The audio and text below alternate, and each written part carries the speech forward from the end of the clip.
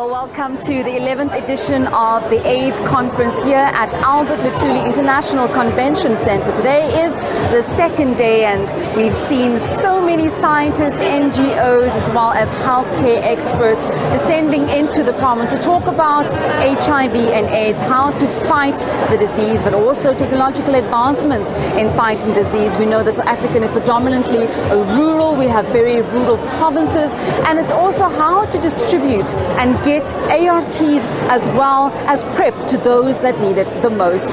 I am here at the exhibition side of the conference, and we're going to be chatting to innovators about what is currently on the ground for the people. With me right now, I do have Fani. Fani, thank you so much for joining us. Fani Hendrikse, who's going to be talking about the Collect and Go.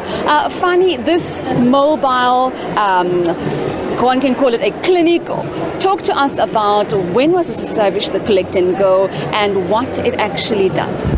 Yeah, so thank you for visiting us. So the Collecting Smart Locker was, we started looking at the type of technology in 2016 because it was obviously used overseas for e-commerce. And we imported our first product in 2016 and we looked at local manufacturing. And in essence, what you're seeing today is a process of a couple of years of continued innovation. But in essence, this is a smart locker that people can collect their medication at, where it's convenient, where it's easy for them, and it makes sense to that movement.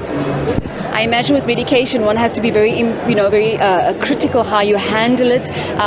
Tell us about the temperature and how exactly does it work before we go into how it actually works and how one gets the medication. Yeah, so the nice thing about the technology is, there's a lot of smart tech behind it. So this locker, the capabilities, so firstly, it's got a lithium battery that gives us power for 9 hours. It's a locally manufactured temperature control unit, which take care of the necessary required temperature for medicine. And that actually gets monitored in our all over the country. We're also in 5 other countries, but we monitor it from our offices, so we know exactly what's happened with the locker, what's the temperature, how many capacity it's got available, etc. Has this been implemented in any of the provinces? Yeah, so currently we're in 5 provinces in South Africa, so just over 100 of these sites, locker sets that you see. So it gives it it's about 400 locker units, but about 100 sites. Currently in 5 provinces and all our neighboring countries as well.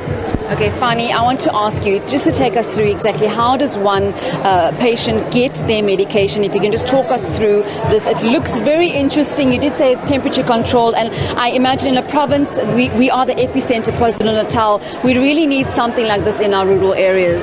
Yeah, so we are talking to KZN as we speak, and actually the biggest uptake was actually in rural Mpumalanga. So it shows you the uptake of the tech has been very successful. We've seen patient numbers grow even during COVID and also during the riots, etc. And that just speaks to the patients voting with their feet.